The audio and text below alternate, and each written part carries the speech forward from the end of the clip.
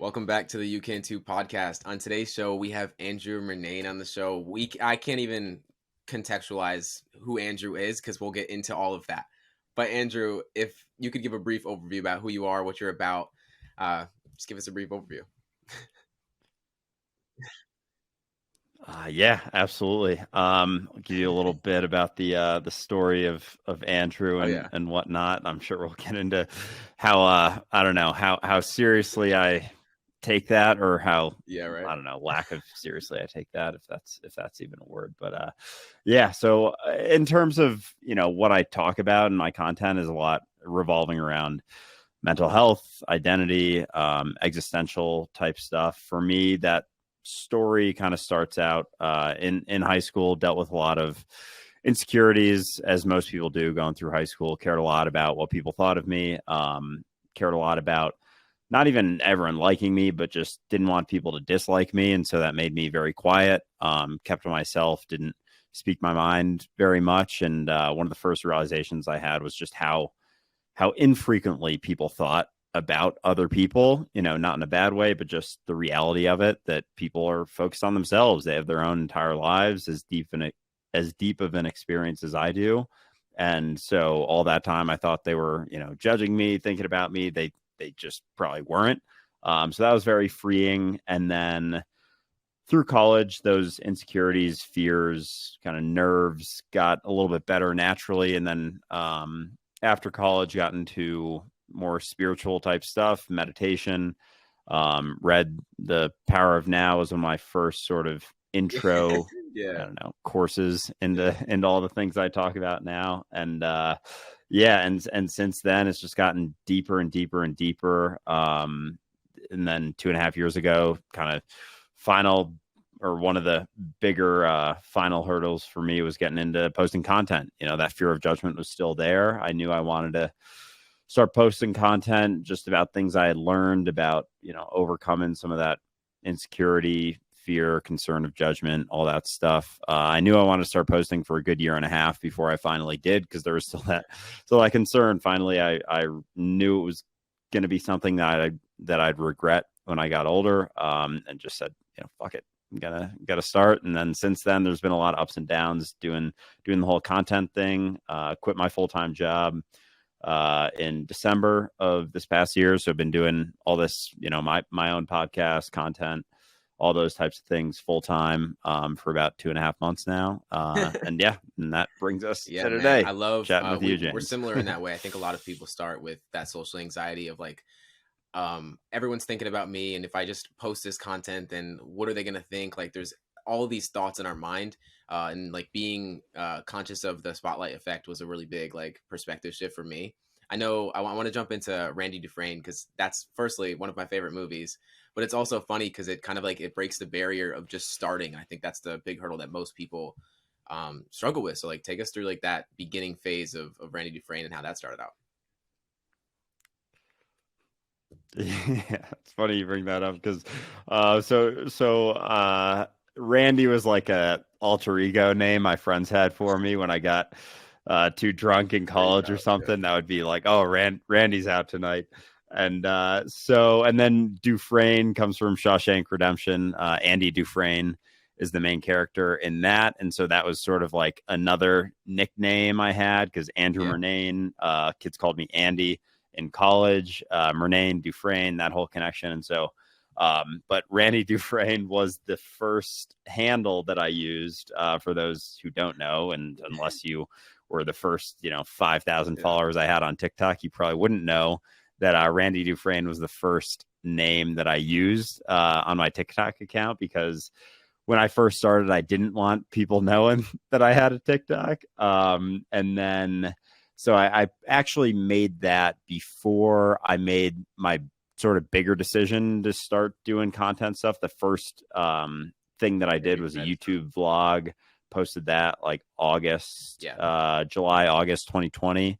And I actually made one TikTok before then. It was just this French toast recipe, like a healthy, anabolic French toast, Greg Doucette's. Yeah. Made that back June, and I was just like, because I listened to Gary Vee back then, and he was just like yapping in my ear all the time, like get on TikTok, all that stuff, and so I was like, fuck it, I'll just post one video.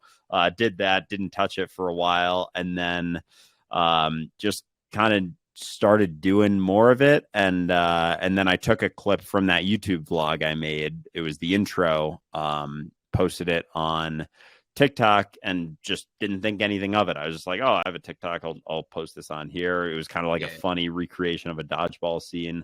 And it went viral. It got like 2.2 million views. My sister texted me. She's like, Andrew, your video's blowing up. I'm like, what video? I didn't even remember posting it. She's like, that the dodgeball one. I was like, oh shit, really? And so I think I got like 3,000 followers after that. And then I knew I wanted to start doing content. So I was like, initially TikTok wasn't going to be a thing. I was just going to post YouTube stuff and just whatever, post more on my Instagram story. That was kind of where I was starting out. And then when that happened on TikTok, I was like, all right, I guess I'm posting stuff on TikTok too. And then that sort of early on, it was just a bunch of random stuff. I was like, oh, I guess I'm doing funny movie clips. That's going to be like my niche. And so I did a few more of those. Then I just kept posting about mental health stuff that helps me. And naturally over time, it kind of like morphed into closer to where it's at now. But yeah, the Randy Dufray lasted, first couple months until I started to actually gain some followers. And I was like, all right, I should probably it's just so use funny my real because name like now. I said, I think a lot of people just, they're scared to start to begin with. And even if you have to make a fake name just to start, like just do it. I think that's the basis of it all, right? Where did the exercise that you did every morning, when did that get into play in starting content? Was that during Randy Dufresne or was that after the fact? That was way before that. That started, I Of think, course. I don't know the exact day it started or whatever, but I used to have a super rigid morning routine where I would meditate, I would go through like positivity affirmations, and then I would imagine sort of going through my life. And, at the time I was, I don't know, 25 then maybe. And I would kind of like go imagine just like getting older, going, imagine being 30, imagine being 40, 50, 60, 70, 80, 90, 100. And then like kind of sit in that state of being 90, 100 years old, being, a lot of times it would be on my deathbed, surrounded by family, like on the verge of death. And I did this basically every morning. And as I was at that point, I would look back on my life and think, what would I have rather done with my life? What do I wish I had done with my life that I, haven't done at this point?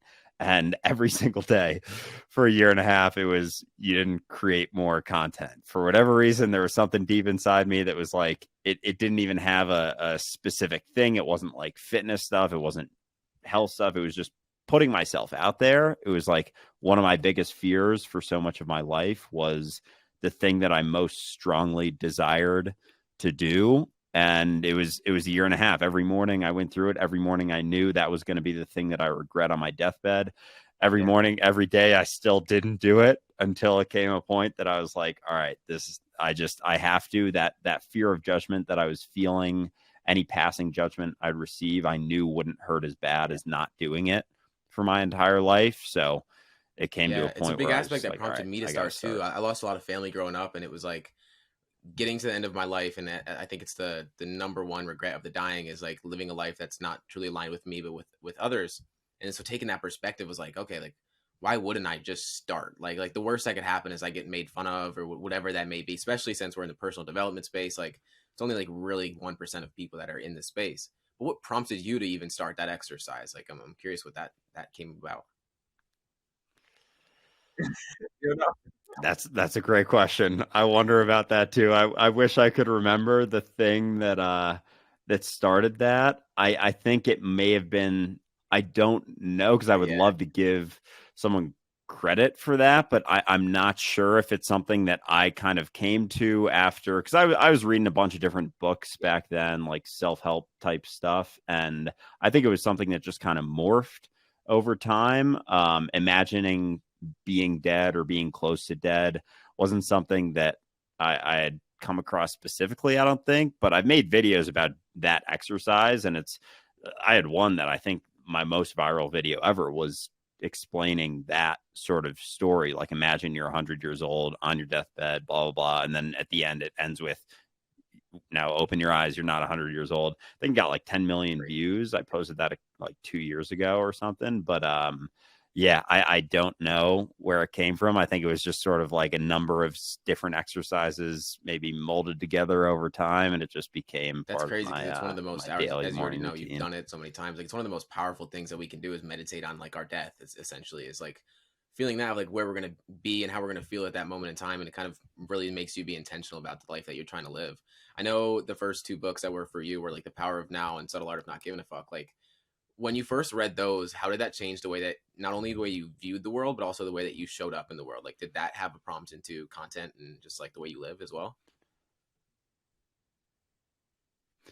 Yeah, I read those a number of years before I started doing any content, but it definitely was sort of initial steps towards at least learning the things, or some of the Yeah. stuff I used to post about, especially early on. With The Power of Now and all of Eckhart Tolle's stuff, I've read Yeah. pretty much all his books now. I haven't in a while. I don't honestly read a ton of books like that anymore, but early on, I think I read Fair. The Power of Now like It five makes sense. times before. Like the first two times, I still Yeah. didn't know what he was talking about. I was like, because I was always so worried about the future that I didn't even understand. I couldn't even comprehend what being in the moment was, despite obviously we can't experience anything other than the moment. We can exist inside of our mind, fearing the future and worrying about it so much. So that I was curious enough that I kept at it, because as I said, the first two times I Part of was that like, book. I don't even know what he's talking about, but I kept at it, and then eventually understood more of what being in the present was. It was still very conceptual for me for most of my life up until like about a year and a half ago. Really understanding that it's quintessential to what I am. Like it's the reality of what I am. I'm not something experiencing the here and now. I'm not something existing in the moment. It's what I am. It's what we are. And then with The Subtle Art of Not Giving a Fuck, I think just understanding that helped me to understand. And I haven't read that one in a long time, but that one definitely helped with understanding that people just aren't thinking about you as much as you think. And when it really comes down to the brass tacks of reality, how do you want to spend your time? You could spend it concerned about other people who aren't really that concerned about you, or you can live for you and understand the people who are judging you. It has to do with them. They're dealing with their own stuff, and if they do judge Yeah. you, it's because of their internal state Yeah, and it's not so hurt much people that the quote what is you're like always doing. at the forefront at all times. I'm actually reading New Earth Yeah. right now, and it has to be one of the best books I've ever read in my life. Like it's insane just as a reminder, simply put. But I think the awareness in itself isn't just good enough because a lot of people can read that book, right? And they can read it 5 times, but they can have the awareness of it, but they don't embody it. When was that moment for you where it was just like first it was conceptual and then now it's something that you actually like live out in your life? So I think the biggest shift probably for me was about a year and a half ago. Actually, this was well Yeah. into making content, talking about this stuff, and um, it was kind of when I don't know. People say it's Sure. like you woke up, um, and I don't love that term, but more so recognize that the idea of me wasn't the reality of what I was. And so I was on a walk in New York. I was actually listening to one of Eckhart's audiobooks, Stillness Speaks. And he said, just like, the past doesn't exist, something along those lines, something that I had Yeah. recognized. I'd probably made 100 videos about it leading up to that point, Mhm. but it hit me in a way that was just different this time. And I was able to imagine not having a past. Like what if I didn't have a past? I was near Madison Square Park in New York City. Like I'll never forget how it felt in that moment, and I was like, well, what if I didn't have a past? And I was like, oh my gosh, maybe I don't. And then I went a little further, and I was like, this entire idea of Andrew because I was just having a week of dealing with insecurities, internal stuff that was just like in my head. And I'd gone through all the typical stuff, the ringer of identity-based practices that had always helped me, gratitude, meditating, positivity affirmations, and nothing was working. And so in that moment, it hit me, what if I don't have a past? I went a little bit further. This whole idea of Andrew, all of these things that I'm worrying about that have happened in the past that I'm afraid of happening again in the future are rooted in this idea that I am Andrew, and that idea of Andrew is all rooted in the past. Like, that idea isn't what I am here now. And if I've only ever been here and now, then maybe I'm not that idea of Andrew. Maybe I'm not Andrew. And then it just like kind of hit me like a ton of bricks that I'm just reality here now. And that idea of Andrew, that ability to identify is awesome. And my understandings of this have gotten a lot deeper since then. But I kind of settled upon, rather than being Andrew, it's like being the awareness of Andrew. But if Andrew is just an idea, then really I'm just the awareness of reality itself, just the universe, just, God wandering around, as Jesus got to that recognition, I think, as well. And so, yeah, that was when it went from being conceptual to being more of like an embodiment, like this here now is the extent of me, and me is the extent of and our reality. Our innate response is to worry, is to have anxiety, because we're addicted to that state of being almost. And being in that, there's actually a question that I came across not too long ago, and it was like, who would I be without the stories in my head? And it took me back, and I was like, whoa, like that changed the way that I just viewed life in its entirety. And knowing that like the innate response is to go to anxiety, is to go to worry, is to like think about what other people are thinking. Is there a question, or is there a practice that you always like go back to that keeps you in that state, that takes you away from going back to that worry?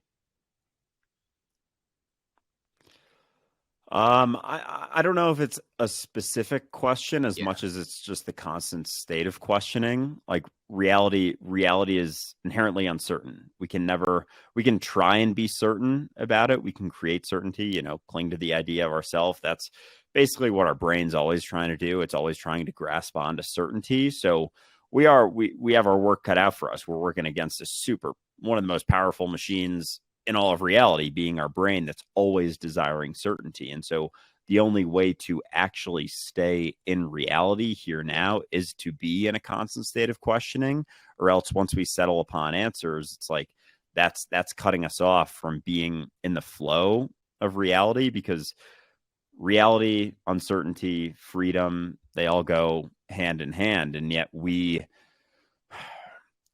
don't like uncertainty very much, or at least our brain doesn't. We get very uncomfortable with uncertainty. And so that's oftentimes when anxiety begins to arise, is when we feel like we can have certainty or we can have control, and then we feel like we're losing it.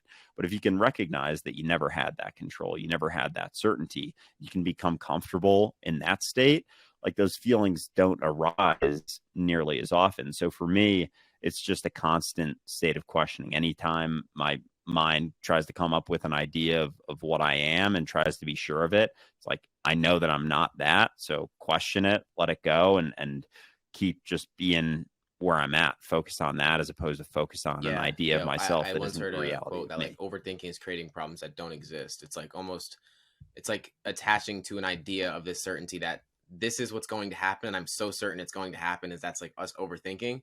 And it's like questioning that belief, that idea in itself, is what takes us back into the present moment, which is all there ever is. Is that something that like you just, I assume you just continuously practice? Because overthinking, regardless of how aware you can be, it's always going to be something that we just attach to, like you said, where it's like we have ancient brains trying to solve modern day problems, and it's a real hard thing to get past. Yeah, absolutely. Our brain's always trying to settle upon that certainty. And the fascinating part is we would rather, because we're so afraid of that uncertainty, because we're so afraid of not knowing who we are or what we are, we would rather settle upon a negative idea of ourselves than not know. But we can never know. Like, your brain, something that just hit me last week that kind of blew my mind was like, your brain can never know you. Any idea it settles upon is never you. It's always an idea that it's trying to just capture a sense of certainty. It wants it so bad, but it can't have it ever. And so even being told, you know, a lot of people will say the best thing you can ever do is know yourself. Knowing yourself comes down to recognizing that any idea that you cling to is never the reality of you. So you can't really know yourself in the sense of an idea. You know, you can think you have certain strengths and weaknesses, opinions about certain things, but those are all just limitations relative to the infinite potential you have to be anything in each and every moment. So as uncomfortable as it may seem at first, you can't know yourself. You don't have to know yourself. Letting go of the idea that you should know yourself is actually the first step towards becoming free to be anything to say, in like, each and every a moment. lot of what my podcast stems around is like this idea of belief about ourselves, about who we are, about what's possible, because belief drives behavior and behavior drives results, and it goes right back into who we believe we are. And if we live our life through that cycle, we're going to stay exactly where we are and continue creating the same exact results in our life. What do you think are going to be the next steps outside of first becoming aware of that truth? And then what are the next steps into helping people like really step into that reality that all there is right now? It's not like your identification with the past.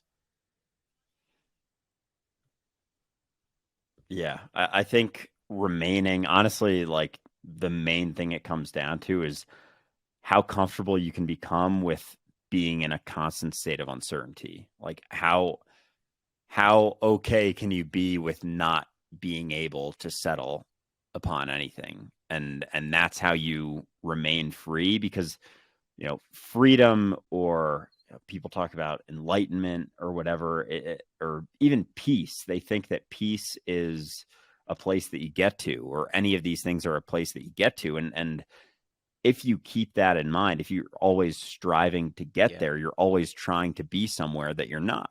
You're always desiring a state that you're not currently existing within. And so you're resisting the state that you're currently in. And all of those things, you know, enlightenment, in my opinion, doesn't actually exist, because it's just an idea. It's just a concept that keeps you from being the reality of it that people think that it is. But as long as you think it's something in the future, as I said, you know, with peace, same thing, you're never going to get there, because pieces, they're things that arise here now. There's something that arises within you when you let go of trying to be anywhere other than where you are, or feeling anything other than what you're feeling. And so having that acceptance for where you're at, what you're going through, what you're currently feeling, doesn't immediately make everything better and magical, and you're existing in like a fairy tale land with unicorns floating around. But at least when you let go of the resistance to where you're at, it's like a wall comes down and you have a little bit more clarity to see potential options. As long as you're resisting where you're at, or think you should be somewhere other than where you're at, it's like you have these blinders on, or like a veil in front of you that hinders you from being able to see the ways out of the situation that you're in. Because oftentimes when I bring that up, people are like, oh, well, this, you know, suffering, and what about in a sexual abuse situation and all these things. It's like, I'm not saying you should stay in that, but if you keep resisting where the reality of what you are, and sexual abuse, I did not mean to like bring that up. It's just something that people go to, just like extreme situations. They're like, oh, they should just accept where they're at. It's like, no, but letting go of the resistance to the experience that you're having will allow you the clarity to at least see ways to work through it and get out of that situation. It's not about not moving forward, but the resistance kind of causes the situation to more so stay the same, whereas acceptance allows it the continued process of flow, of change. Yeah, it's like the happen mindset that more pain seamlessly. and suffering they're not the same. Like pain in that sense of, you go to the extreme of like pain of where like I don't have much control over this situation, but then the idea that you should be somewhere else is the suffering that you create within yourself.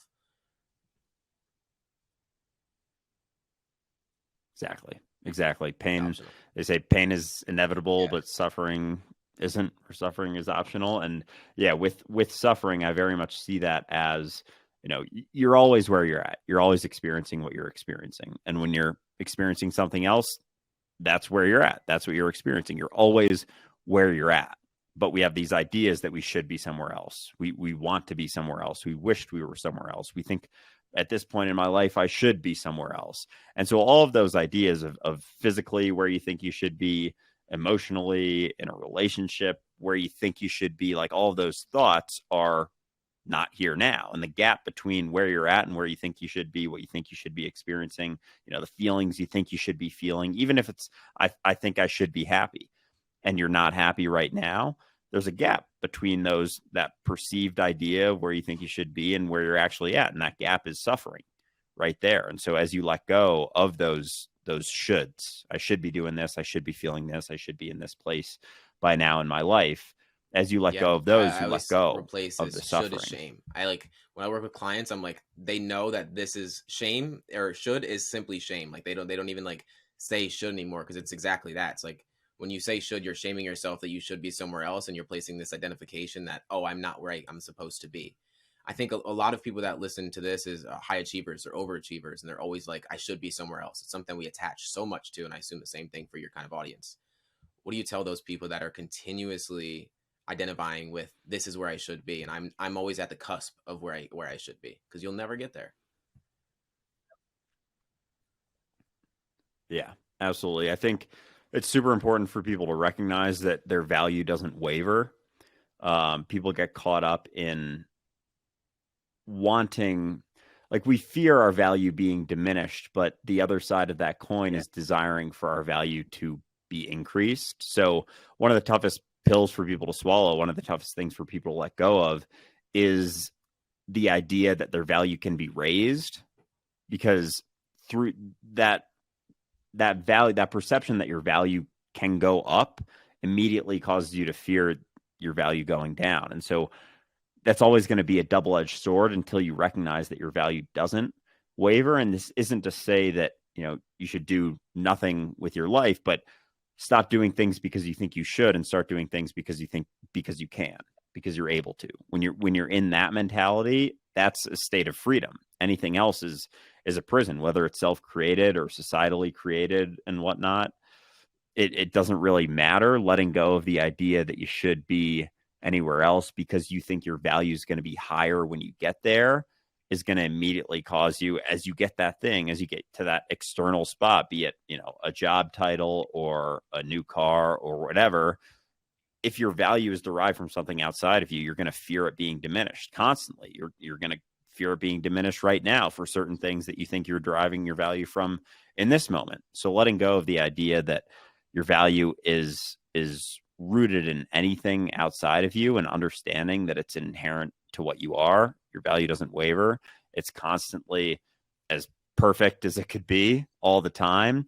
That's when you become free, because anything else is just a desire to find it, a desire to allow yourself to feel valuable. That's all, getting all of the materialistic things is an excuse to feel valuable, when you don't need that excuse once you recognize that it's inherent. I love talking about this stuff so much, because it's like when a lot of people see life without even this perspective in mind, and so like bringing this into their mindset, it's like when we first read Power of Now or anything of that, it's like it shifts your whole experience in life, because your circumstances don't make your experience, but how you perceive your experience is what makes it.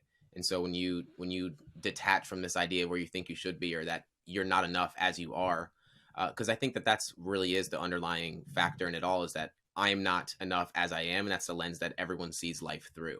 So I am not enough, and then when I get this or when I do this, then I will be. Yeah, just because you think you're unworthy doesn't mean you are. Mind is almost always a liar, but it's always trying to cling to that certainty. So really the whole path is not about getting anywhere. It's not about achieving anything. It's about letting go of the idea that you think you need that in order to be complete. It's letting go of anything that's not allowing you to recognize how whole and complete you already are. So we all have those limiting beliefs about ourselves. It's not about building more positive ideas. It's not about building a positive idea of yourself. It's about letting go of all of the things that are hindering you from recognizing how whole and complete you are right now. And that's really all any of this path or journey or whatever you want to call it Yeah. comes down to, I always say is that that it's letting not that you go. have to become something more, but it's that you have to let go of the idea of that you're not enough already as you are. It's like realizing that, stepping into that, it's like wherever you're trying to get to can be where you are as soon as you allow it to be. And it's that attachment to that position that you want to be in, or whatever that may be, or that happiness or whatever you're looking for. It's that attachment to it. How have you been able to detach and surrender to where you are, instead of, because in the entrepreneur game or in content as well, it's really, really easy to get caught to the numbers and caught to how much money you're making and all these different kind of things. How has you been able to detach from that? Yeah, great question. It's not always the easiest thing ever. I think understanding, Yeah. as I said before, that my value can't go up from achieving anymore, getting another 10,000 followers, my value doesn't go up because of that. Makes it a lot easier to not get caught up if I, lose followers, or having way more money doesn't make me more valuable. And so therefore there's less of a fear of losing it. And in that state, in that recognition is where the freedom lies. So for me, it's been through the process of letting that go, of constantly questioning everything that I think I am, everything that I think gives me value. I've experienced more and more freedom through that. And so it's kind of a self-perpetuating process of letting go, because people get caught up in thinking, oh, I let go. Oh, I be more selfless. Oh, if I'm not, looking out for me, obviously look out for you to a degree, fill your own cup first. But people think that there's going to be no benefit to letting go. There's going to be no benefit to altruism, to selflessness, to all of those things. And that can be further from the truth. Like that is where all of the things that you're trying to get through, all of the things that you think add value to you, is actually found. So it's counterintuitive in letting go, in questioning why you think you need that, in letting go of the thing you think you need to overcome through getting that thing, or the thing you think it's going to get you to, the place you think it's going to get you to. Letting go of the idea that you're more whole then helps you to experience that freedom here now in and of yourself, because that's the only place that Yeah. it's ever The found the is mindset that I here like now. to take on it is like, most people are striving in life, striving to get somewhere, striving to be enough, striving to get this place of peace or whatever it may be. But like you said, it's counterintuitive. It's weird how it works that way. It's a backwards law, right? When we actually surrender and we let go of like needing to be there, it's like, oh man, it becomes a lot easier. And that's the whole process of everything, right? For you, I'm curious for you, what's the longest, or what's Yeah, the lesson, Ben, that's taken you the absolutely. longest to learn?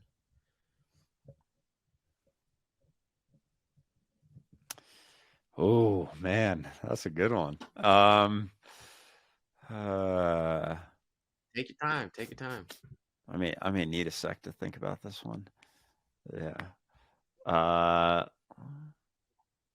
I mean, We're here. if we want to go I'm here for deep it. here quick, because I'm still not quite there. But getting there, it's I don't even know if it's a lesson or if it's just, the ultimate recognition that this is all just me, not Andrew, but me as reality. I think through that recognition, because people talk about unity and, we're all one, and all of those things, and it's awesome.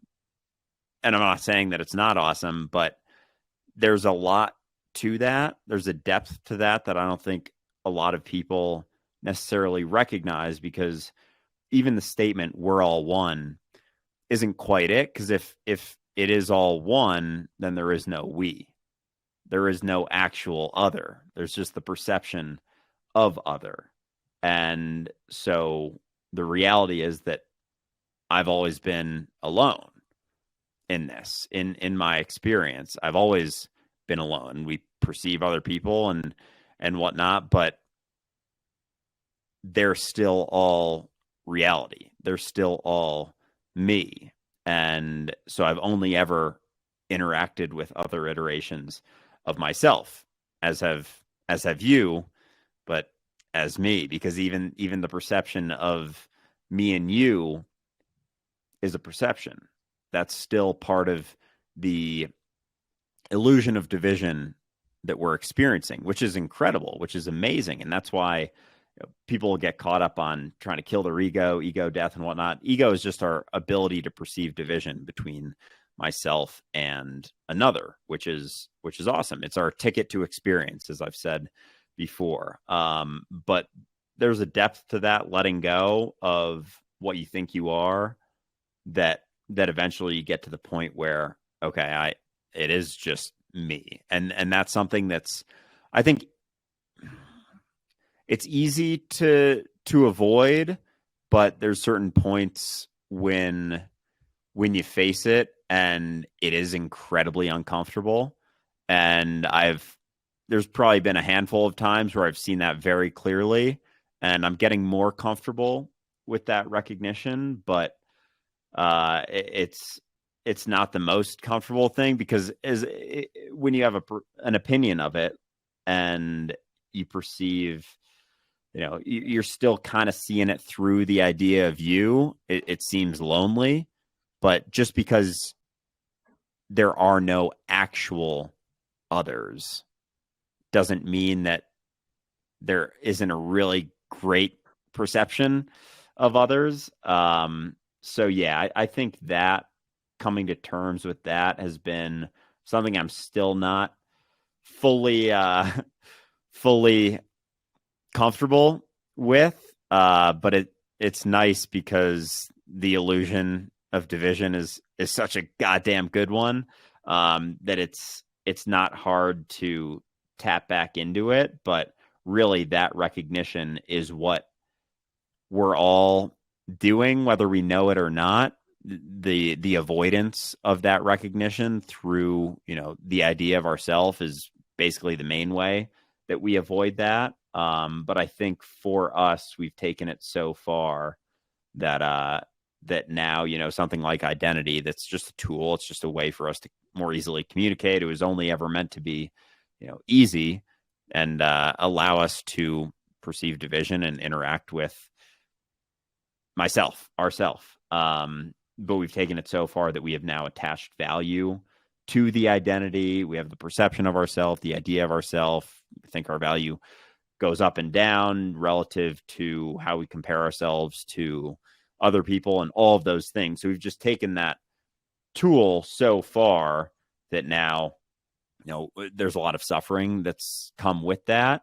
And I'm not saying that everyone should recognize that they're alone or completely, and it's not even about killing your ego. It's just about taking it a little bit more lightly, not recognizing that it's not all that you are, but it doesn't mean that it's not a really cool tool that we can utilize in order to communicate and have this experience. But yeah, the recognition that I'm alone, I think that is the one that I'm not quite, as much as I maybe recognize that. I'm still working on being comfortable with that, and I don't think that comfort may come for quite a long time. It's funny but, that we talk so much about identity and like detaching from this idea of self and everything, but it's crazy that like when you really become aware of that truth, that like if you look through life through this lens, you have red sunglasses on, you're gonna look through life and see everything as with a red tint to it.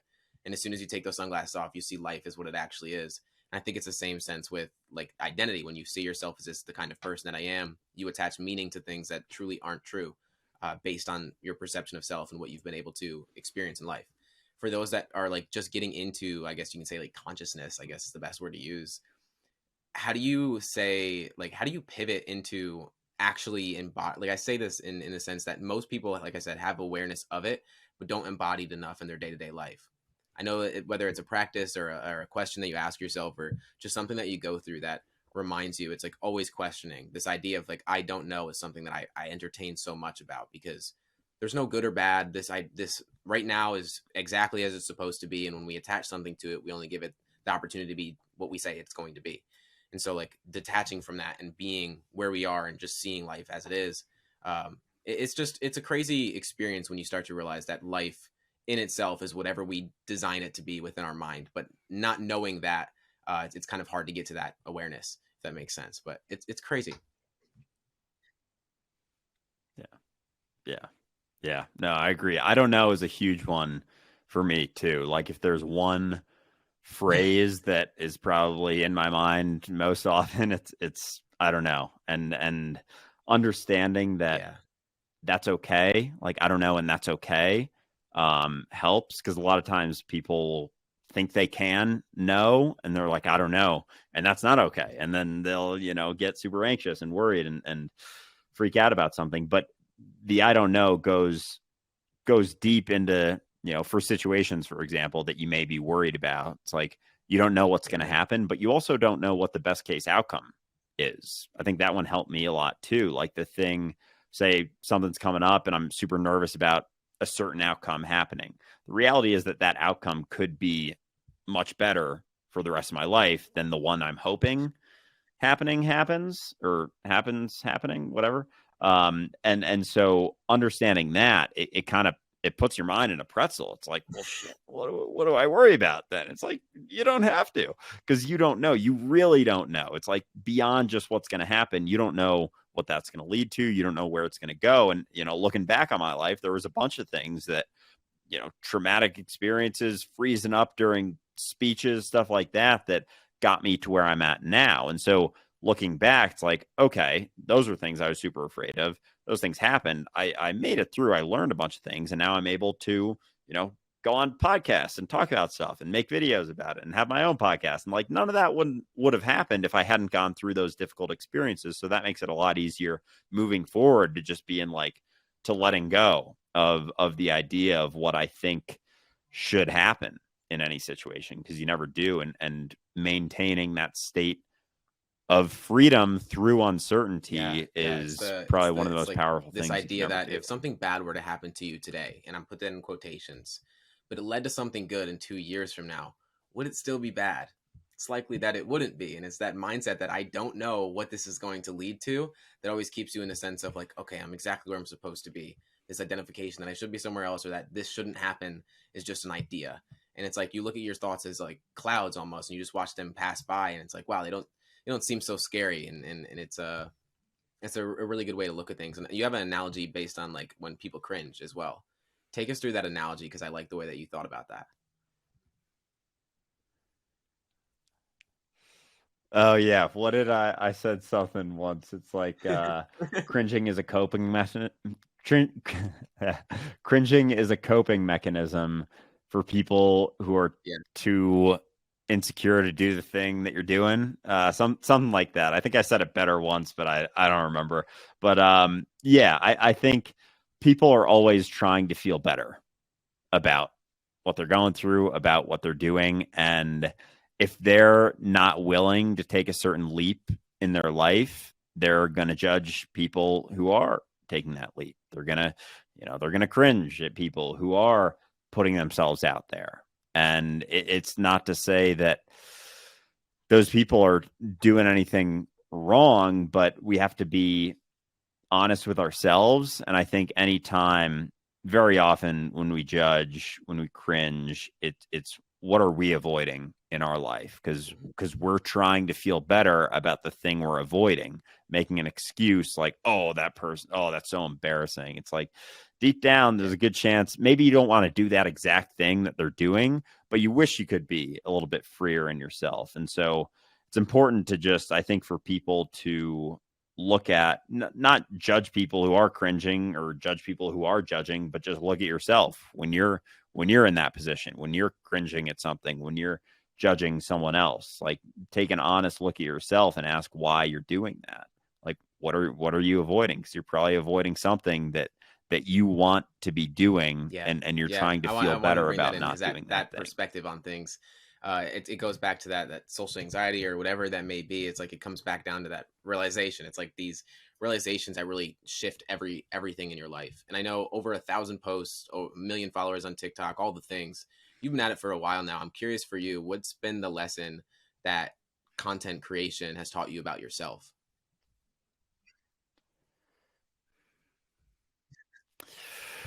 Oh man, that's another good question. Number one thing. I think if anything, it's just been a practice in in the lack of concern, in letting go. I think even beyond that, in letting go of my opinion of what's best. Like I've posted videos that I've came very close to refilming that ended up going viral.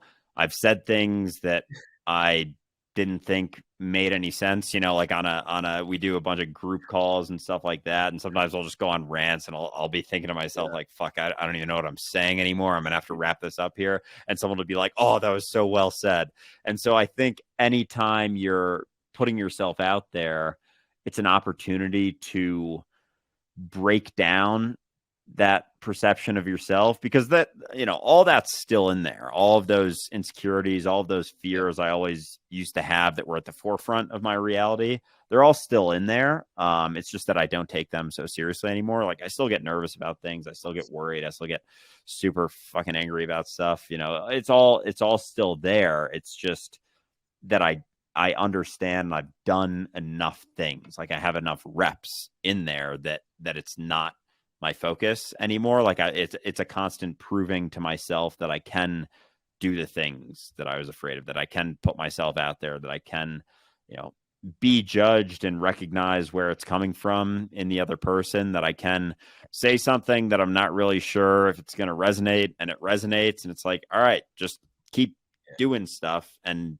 set your opinion aside, because it's not relevant. Because just because you think something about something doesn't mean that, the hundreds of thousands of people who may see it are going to think the same thing. Like, it's really, and it comes back to, I don't know what's going to hit. I don't know where my life's going. I don't know what video ideas I'm going to have next month when I get caught up in thinking, oh, I don't have any, and get concerned about that. It's like, I don't know where things are going. And the more comfortable I can become with that, the more things flow so much more freely, the less suffering I experience in my life, and just the more enjoyable of an experience I have. So I think, if anything, it's just been a practice in that, and in I'm in showing myself how little I really know. One day you can post something and it'll get this amount of views, and the next day it'll get like 12 times that. And it's like, what if you looked at that through that lens through life as well? It's like, you don't know, in any case scenario, you really don't know what's going to happen from it.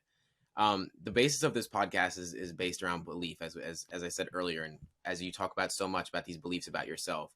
And the last question I ask every guest on the show is, what belief are you currently unlearning?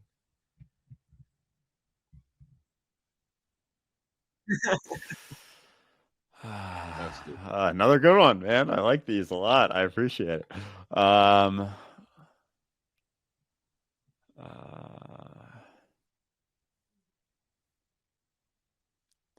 think, similar to everything we've talked about, because it's just a constant thing. It's a constant thing. It's always coming up, because our brain's always trying to settle upon something. I think it's just the constant recognition that I'm never what I think I am. So it's like a everyday thing. Any idea of what I think I can do or can't do, or I think I'm good or bad at, or anything, it's never going to be the truth of what I am. I don't have to think of myself in a positive light. I don't have to cling to, certain certainties, because it's just going to be another prison. So I think recognizing more and more clearly that any belief I do cling to cuts me off from the flow of reality. Clinging so hard to my opinions may cut me off from learning something new. So if anything, it's just letting go of the idea that my mind can ever know me or ever know what's best. It really comes down to a letting go of that desire for certainty that's always going to be there. Our brain's always going to be desiring that. And so it's got to be that constant state of questioning it. So it's just, for me, an unlearning of ever believing that any idea that my mind settles upon is ever the reality of what I am. So much about it I made a post on that literally today about that identification, because you will never get to a point where, like, you're like, we're always enough, but we're never going to get to a point where, like, this is just like, I don't have to do anything. Like I don't have to think about anything, because our, like you said, it's our mind, it's our innate processes to go right to that thought. So constantly unlearning that as a practice. It's pretty much what life is all about, is continuously unlearning that. I feel like in life it's more about unlearning than it is learning, truthfully. At the end of your day, at the end of life, like that's what you're gonna, I think, Absolutely. is the biggest realization, is that in itself. So dude, I appreciate you for coming on the show. I'm really, really grateful for having you on. Where can they find you, Andrew? So my podcast is called Dualistic Unity. That's on all podcast platforms. That's definitely my main sort of focus. And then all my content, TikTok and Instagram, is not Andrew Murnane. Twitter, I think, is Andrew _Murnane. Appreciate you, bro. And yeah, we're done. That's it. Sounds good.